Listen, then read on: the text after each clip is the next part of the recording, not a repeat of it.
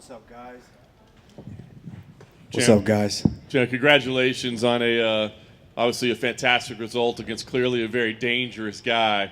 I know you're still probably letting it all soak in and want to go back and watch it, but give us your initial thoughts right now on your performance this evening. Hold on 1 second. Hold on, son. I got a call. What you talk? I know I hear you. Thank you. Oh, God, we don't do it. We don't do it.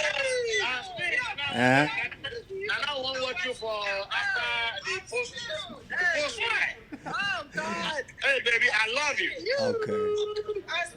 Okay, okay, I go call you after I finish. I'm your number one fan in the whole wide world. And still. Thank you now. Thank you now. Lie. Don't tell them before Nanjano they ever carry lies. Okay, okay, I go call now after I did press conference right now. Call me after. Okay. Call me after. All right. That's my dad, if you guys didn't know. It sounded like he was a little excited. He was a little excited. You know, it's this one was a tough one because obviously I couldn't have him here to watch this because of the COVID, and plus I didn't want to cheat him of the experience. There's something very special about a UFC fight, especially in Vegas, and it's not the same experience without 25,000 people screaming for you. So I didn't want to cheat him of that. I want him to get the full experience when he comes to a fight. But that question, I remember your question. It was a little tough. This one was tough for me. This one was very tough for me because Gilbert is somebody that we kind of grew in the sport together. And it was somebody that we shared a common goal. We both wanted to be the best in the world. Obviously at two separate respective weights.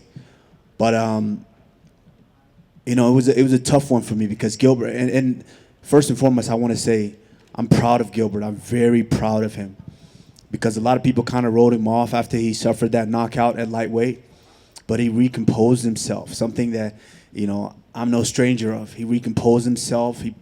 He got back on the horse. He moved up on weight class, and he tore through that division.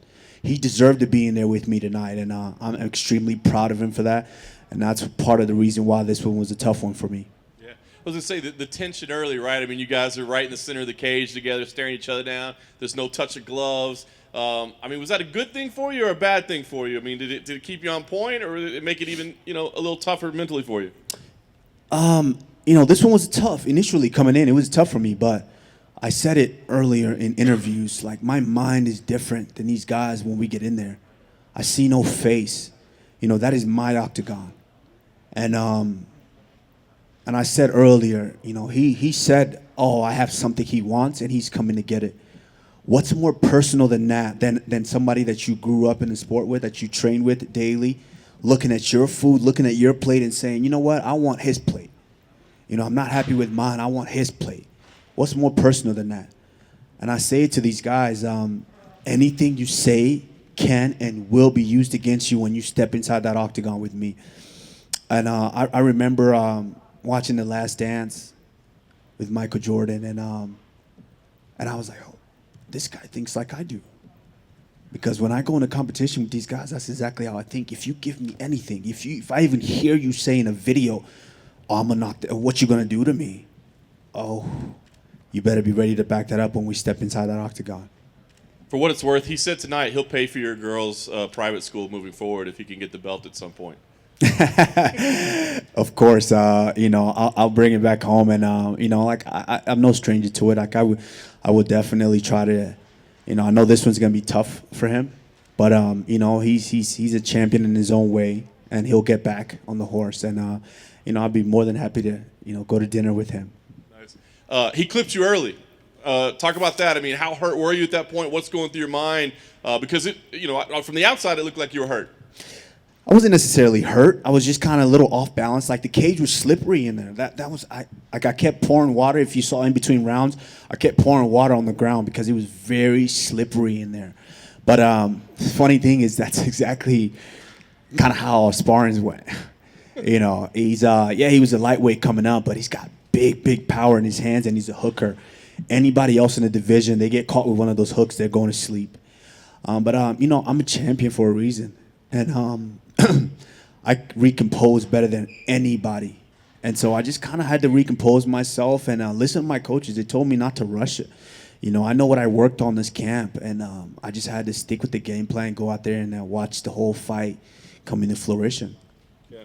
Afterwards, after you get the stoppage, you walk around, you're saying, put some respect on my name. I'm curious, who do you feel like is not giving you the respect? Everyone. The critics, the media, all of them. Not that I really give a shit, but I give a shit. I'm an artist, and I'm sensitive about my shit, So put some respect on my name. Like, that pound-for-pound list is not a popularity contest, I haven't really lost rounds in here. I control what goes on inside that cage. And, it's just, I feel, just because I'm not the loudest guy in the room, I'm not the most braggadocious, I don't get in trouble outside, I'm not in headlines all the time. I feel like they kind of, let's be honest, they kind of disrespect me in a sense, That pound-for-pound list is not a popularity contest. I need to move up on that list. Yeah. And I know you kind of mentioned the emotions that were involved. You and Gilbert had a nice embrace afterwards. Can you share kind of what was said there? Yeah, man. Like I said, this one was a tough one for me. When I step inside there's no friends. Like he said it himself. Just give you, that's how my mind works. He said I have something he wants and he's coming to get it. What? What's more personal than that? He said that himself, and so I had to go in and take care of business. I see no face in there. But once the fight was over, I had to come to it, and I realized that I just did that to somebody that I spent time with, someone I care about. I care about his kids. I watched them grow. And, it was very, very tough for me to have to do that to him. So I just talked to him, and I told him he deserved to be there. Everyone thought he was down and out, and he had to rebuild himself back up, move up a weight class, and tear through guys. He deserved to be there, and I'm extremely proud of him. Yeah.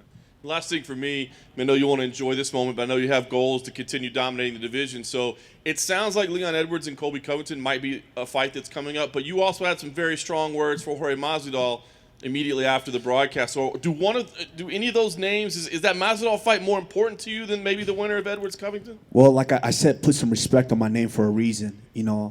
That fight, he had a built-in excuse. That's the only reason he took that fight. We tried to make that fight twice before. He said no. For the May, we know when Khabib and I think it was Ferguson, when they fell out, we tried. I called Dana right away. I said, hey, it's 2 weeks' notice. I haven't really been training, but I'll step in if you need me to. And they tried to make that fight, but Masvidal said no. And then he did an interview to where he said, oh, well, the numbers weren't right and this and that. He's been saying no. The only reason he took that fight on Fight Island is because it was a built-in excuse. He was training the whole time. But he said, oh, I only had 6 days' notice, so that's why that went that way. Well, guess what? I'll give you a whole training camp, and this time I will stop him. I promise you. That's why I was disappointed in myself that last fight, because I know I could stop him. But with all the circumstances that took place, I just went out there and dominated him from start to finish. So this time I will stop him if he wants to step up. But I guarantee you he doesn't want to. He's going to be quiet. Is that the one you want, though, above anything else? They can all get it. I don't care. They can all get it. They need to show me some activity, show me something, and step up, and and we'll take care of business. Kamaru, I was going to say, Kamaru, you're still a relatively young guy, but are you starting to think of your place in the history of this sport and in the division, given what you have already accomplished? And you won 17 in a row now, and the number of title defenses you have. No, I'm not. The only part of history that I think about is the fact that I'm the first African-born champion, and what that means to all of the children, all of the people across the continent of Africa, and not just Africa, but all across the world.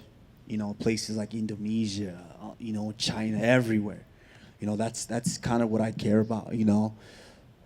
With great power comes great responsibility, and the fact that I was able to do it with the circumstances that I was born into, that's really what's important to me. As far as, where I am in winning, I don't know how many numbers you just said, but that's as long as I focus on my fight and take it one at a time, the rest is just gonna pile up. So I don't worry about those things. And I know you guys tried to this whole week. You guys tried to throw me off by oh, you get to pass GSP with this win, and I had to just block you guys out. I couldn't pay attention to that. I had to block you guys out, go out there, take care of business, and the rest is gonna pile up. I wonder if you felt like your jab was a key. In the second round, you adjusted. It seemed like you started landing that jab. Was there anything that you learned from the first round that helped you there, and just the significance of that punch during the fight? Yeah, going in, I was like, wake up. I was trying to wake myself up. Wake up, because it kind of felt like sparring to me. Yeah, of course I had the nerves, but it kind of felt a little like sparring to the point where I was like, yo, you need to wake up. This is a fight. This guy came here to take what you have. And so the best thing he can do was throw that big punch. Once he hit me, I was like, oh shit, we in a fight. We got to fight. And my coaches, Trevor, George, they let me know a long time ago, like, you have a tremendous jab. You got to use it. And I don't use it enough. This camp, we try to stick with the fundamentals and just use it. Just work on it, and work on it a lot. And it showed out there. Once I kind of recomposed myself and started working it, getting his timing off and hitting them, my jabs feel like straight right hands to the face. And I just had to believe in it and just watch the fight break down. And then, I don't want to go too deep in the weeds here, but many years ago, Joe Louis was a heavyweight boxing champion. Okay, Joe. And he fought Billy Conn, and Billy Conn, after being ahead after 12 rounds in the 13th, got knocked out. And he said to Joe, why didn't you give me the title and let me keep it for 6 months? And Joe said, you had it for 12 rounds and you didn't know what to do with it. And I'm wondering, almost like, Gilbert was in that spot tonight. He hurt you, and he felt like he kind of went crazy and trying to knock you out instead of staying within his plan. Do you feel like there was a similarity in that way, like that you stayed composed and he didn't, and that led to your win? Absolutely. I think, I got this big shiny thing up here to where everybody's coming after. Everyone in the world is training for this. And so once he landed that big shot, that shiny thing looked real good to him, so he jumped on me and he thought he was going to get it. But, one thing I do better than everyone is recompose myself. I'm the champion for a reason. I mentally had to stay calm, recompose myself, start working, and I knew that I was going to get him out of there. Thank you. Kamaru, you said it felt like sparring in there. Is that because it was Gilbert, or just because your energy was a little bit low anyway? No, because it was Gilbert. Like I said, I spent so much time with him. I know him. I care for him a lot. So putting those emotions aside, he made it easier for me, because him and my former team, they kind of trolled me a lot. They were posting things, new champ coming, posting all of this. And this is a team that I gave my sweat and blood and years for. And so they kind of started trolling me and saying those things, and it got to me. It got to me a lot, but, I'm that type of person. Anything you say can and will be used against you. And so, I had to use that against him in there tonight. Are you able to put that behind you now and move forward? Absolutely. I'm a competitor at heart. I never want to come in here and maliciously hurt someone. Maybe the next guy, I might, but I never want to try to maliciously hurt somebody in here. I want to compete. That's what I do better than anyone. I compete. I am the best in the world because I can compete better than all these guys. Was it hard seeing him that emotional after the fight? Absolutely. It was very hard. I was trying. I was going to bawl. I was in there, and I had to. I'm like, you're the champ. Come on, compose yourself now. I almost started bawling because I don't know exactly. I know what that loss feels like. I have a loss in my record. I'm not perfect. I know what that felt like. And I know how much he wanted this. Like I said, we grew in the sport together, and we had a common goal. And so having to be the one to do that to him, it almost broke me in there. Sorry, man, I'm not trying to make you cry now. With Masvidal, it's quite clear when you talk about him that you really, really don't like the guy. And I know before the first fight, there was the build-up, there was the interaction at the media day and all that sort of stuff. But why is it exactly that you have so much contempt for him? The fact that I said what I said for a reason. Put some respect on my name. these guys don't understand, like, I'm different. You would think he learned that the first time because I dealt with worse than he. Everyone was saying, oh, he took the fight on 6 days' notice. But guess what? I took it on 6 days' notice. I was here in Las Vegas, flying back home. They called me while I was in between flights in Dallas. I had to leave my bags, leave the airport, call my parents to pick me up at the airport. They picked me up, went straight to Target, bought a scale, stepped on the scale. Not to mention, I ate like a pig the night before because I said I have no fight. I'm 195 pounds when I step on the scale. Called the coach down there, Tony Cabela. I said, hey, Coney, come, we need to work out. Worked out like crazy that night. Got off about 5-6 pounds, and then I got on the scale. I said, we're within striking distance. The next day, flew back to Vegas, then flew to Abu Dhabi. I had maybe approximately 4 days. I didn't sleep at all to prepare for that fight. And he had a built-in excuse. He's like, oh, I took the fight on 6 days' notice. Give me 3 weeks, and I'll see what I'll do. I'll give you a whole training camp. And this time I want to stop him for real because I think that's the only thing that's going to close his mouth. He's pretending, walking around here like he's Jesus or something. Well, I'm going to put him in a coffin this time. For what it's worth, I know you said you doubt his interest in the fight. Absolutely not. His management are online saying they do want the fight, and they would like you guys to coach the Ultimate Fighter against each other. Any interest? He don't want that fight. He don't want that fight. I guarantee you he doesn't want that fight. I wouldn't say it if I didn't want it. Have I lied up here yet? Have I lied to you guys yet? About anything? Nothing. I said what I wanted to do, and that's what I'm going to do. Let's see if it materializes. And last thing from me, with this win, your name's starting to get considered up there as one of the best. How do you see a fight between yourself and prime George St. Pierre playing out? I love George. I really do. I mean, one of the inspirations early when I started watching the sport. But I am a whole different animal nowadays. It's a different ball game. I love George. I think George is tough.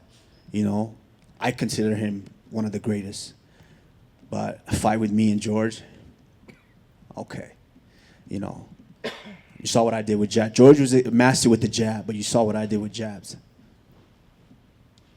Come on, right here. Looking back before you fought Tyron for the title, there, I think there was like a stretch where you would go fight Damian Maia in Chile, and then you'd go fight Rafael dos Anjos. Like these guys coming off losses, but you're willing to fight them, and then you volunteered to fight Colby in January to save that pay-per-view, and then and then you even cut weight for a backup fight with Woodley and Till. As the champion now, you're seeing the top 5. None of them are fighting each other. They're all like calling for these big fights. How frustrating is it that you, the champion, and none of your contenders are competing with each other now? I don't have to worry about that. I'm the champion. When it's time to feed me, they're going to find somebody to feed me. You know, I'm not worried about these guys. What does that say about the champion where the contenders don't want to fight each other to challenge the champion? What does that say? They know what, once they get up here, they know what's waiting for them up here. So, you know, there's like, well, I like being number 3 in the world. I'll stay here. I don't need to go up any higher. If they were willing to go up, then they'll fight each other and they try to get this title shot. And when you look at someone like Stephen Thompson, that's the first fight, that's the highest ranked fighter you haven't fought yet, and then you even have to drop 2 more. I think it's like Michael Chiesa too. So are you looking at these other guys outside the top 5 too as possible opponents? No, I mean, I don't really care. I'm a fan of the sport, so of course my eyes is on what's going on. But no, you know, it's up to the company. They'll you know, Dana does a tremendous job at getting these guys. So, you know, when he feels like a guy's done enough, he'll present them to me, and then if we can agree on it, then, you know, we'll make it happen. Hey, champ. Congratulations on the victory all the way back here. Now that this chapter's over, or not, maybe it's not over with Gilbert, do you ever see the day where you can go back and walk and train in Sanford MMA? It's a good question. I never say never in life. You know, I learned that one early, so I just never say never. And to get the respect that you deserve, do you think the next time that we see you, maybe it's a platform like The Ultimate Fighter to get the eyeballs that you want? I don't know. I'm not dwelling. I'm not worried about that right now. You know, like I said, my job is to go out there and defend and win fights. Actually, not defend. I need to compete. I need to keep saying that. I don't defend this belt. I compete each and every time for this belt. That's how I approach this. So, that's all I'm worried about. I'm gonna sit with Dana. We're gonna talk about it, and we're gonna decide what we're gonna do moving forward. But I'm not really worried about that right now. Right now, I'm thinking about my little girl. And lastly, if you care at all, do you have a preference at who Leon Edwards fights next? No, I respect Leon. Leon's is done some good work. It's unfortunate that he hasn't been fighting as much as I think he would like, but much respect to him. Once he gets up here, we'll do it again. Congrats. Thank you. Kamaru, over here on your left. You've seen a lot of champions have different reigns. Some guys were able to fight all of the guys in their division. Other guys, it seemed like they had those money fights sooner and, did big business for them in a short span. I know the business, you leave it to, your people. But when you think about your run, your championship legacy, what kind do you want it to be? Is it where you fought all the guys, or where you just had the biggest fights regardless of the numbers? I just take it one fight at a time. I'm not really worried about that. I don't come in and say, I want a big fight. I want this. I want that. I mean, of course, I would like George, but I don't want George because of money or anything like that. Like I said, I'm a competitor. I want George because George left on top. George can still do it. I see him training. Don't think I'm not. George, I'm watching you. I see you training. George can still do it. So if there's potential for that big fight, George wants to come back, then of course, George can cut the line, absolutely. But I'm not necessarily worried about that big money fight right now. I'm just worried about the next guy, and that's what I do. I knock off the next guy, and I knock off the next guy. Then you guys look back and say, shit, he's beat everybody. That's all I'm focused on. I know there's a lot going on in the lightweight division. But if any of those guys ever said, I want to move up and take on the Nigerian Nightmare, do you feel like, they would have to get in line because you have so many guys at welterweight? Well, first they got to get through Justin Gaethje. So that's a savage down there. They got to get through him first, and then they can even look at this weight division. How do you celebrate a night like tonight? I'm going to go back to my room, drink a lot of water because I'm dehydrated, and I would love to call my daughter, but I'm pretty sure she's asleep right now. So just go in my room and try to decompress. It takes a lot out of you going in there. I'm not a guy who has to party right away, after a fight. I like to go and decompress. If I was getting paid, I might go to a little after party spot. But, right now I would love to just go in my room and just decompress. Is there a reason you have the 007 look, or does it just the suit look good? Man, I'm dressed for business. When I come in here, it's all about business. It's no games. I'm very calculated. If you guys haven't realized by now, it's no games to me. This wasn't I saw no face, no friends, none of that. Even to the walkout song, there's no games to me. This is real. I am as real as it gets. I'm a competitor. I might not brag the most. I might not yell the most or scream the most or be the loudest one in the room, but trust me, I am fucking real. Congratulations. Thank you. Kamaru, when you were, after the fight, you came to the middle of the ring, you were on your knees looking at Burns, his back was to you as he was dealing with the loss. What was going through your mind there? It was hard. That was very, very hard for me to see. Because I was responsible for that. Like I said, this is a guy that I grew up with in the sport. We trained together each and every day. We gravitated towards one another because we shared a common goal. And I loved his work ethic, and he saw my work ethic. And so, of course, we spent a lot of time together, which is why this one was a little, it was business, but of course it was personal as well. Because he was coming after what I had and saying that he was next. He was going to be the champion. And they know that I'm different, and for that, it just kind of, it hurt me in a sense. But, then once I came to and saw what I had done, it was tough for me to watch. When you did you speak to his team, your old teammates? Were some of the issues buried? Vicente was in his corner. I love Vicente Luque. That's another savage in the division as well. And the funny thing is, me and Vicente was actually the people the two who had this talk. if we were ever in this position, what we would do. We had that talk early in our career because me and him were both on the Ultimate Fighter. And once we got off the Ultimate Fighter, we had that talk. So I'm pretty close to him in that sense. And so, yeah, just, said what I had to say, Issues buried? Yeah, I mean, this was another challenger. It was a little more personable leading up, but, it was business as usual. I went in there, took care of business, and now on to the next. And many people felt like Gilbert Burns was, the one to really challenge you, and you've gone through him. Jorge, you've beat him. It sounds like it's more personal to fight him again, but who do you really see as that person that could really challenge you? I've said it before. These guys don't understand my mind for the sport. And my mind is different than all these guys. And so, of course, everyone's going to, what they say, oh, Burns, he has the jiu-jitsu. He's not worried about it. I saw all these critics. Dan Hardy, he's not worried about it. He's gonna, he can submit him anywhere, do this and do that. I just got to worry about me. Once I know, when I started this, when I was 14 years old, no one had to tell me to go on extra runs.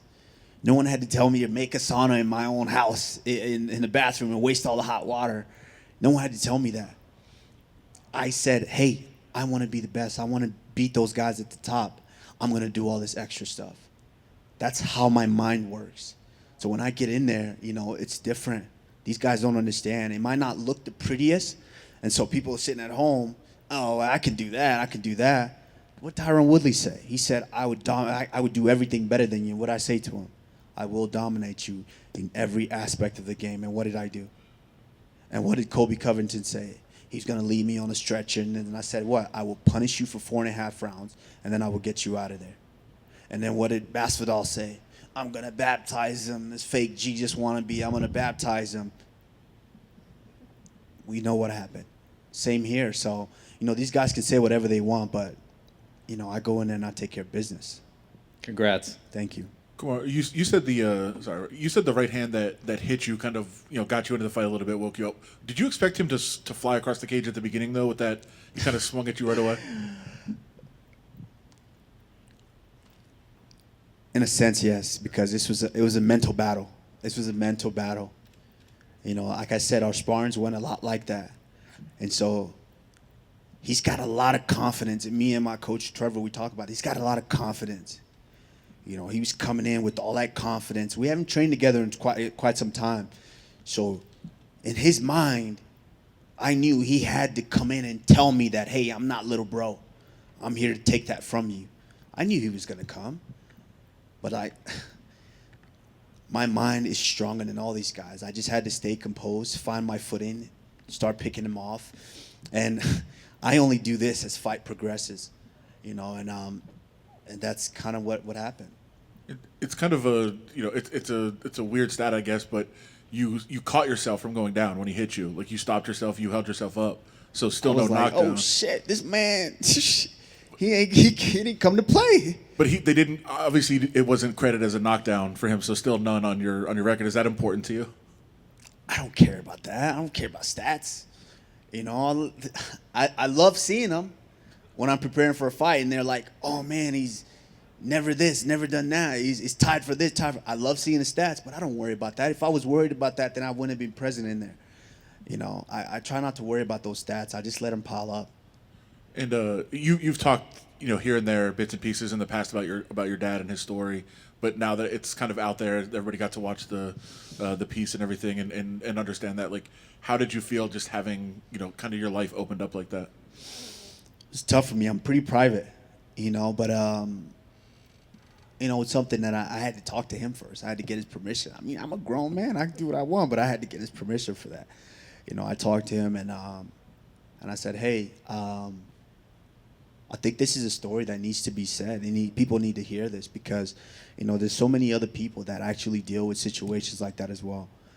And so I talked to him and, I had to convince him a little bit, but he got around to the idea and then we did the piece. But I'm glad he's home. You know, he was on the phone screaming. You know, like I said, I didn't want to cheat him this experience. I wanted him to be here and really experience a full UFC experience. So hopefully, fingers crossed, COVID magically disappears and we're able to have full arena shows again. Thanks so much, man. Thank you. Thank you, guys. I appreciate you all. Trevor. Good, bad, all. Appreciate you. Thank you.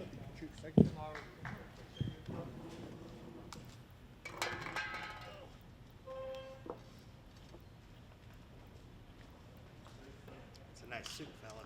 Thank you. Appreciate it. Look good? Yes, you do. Thank you.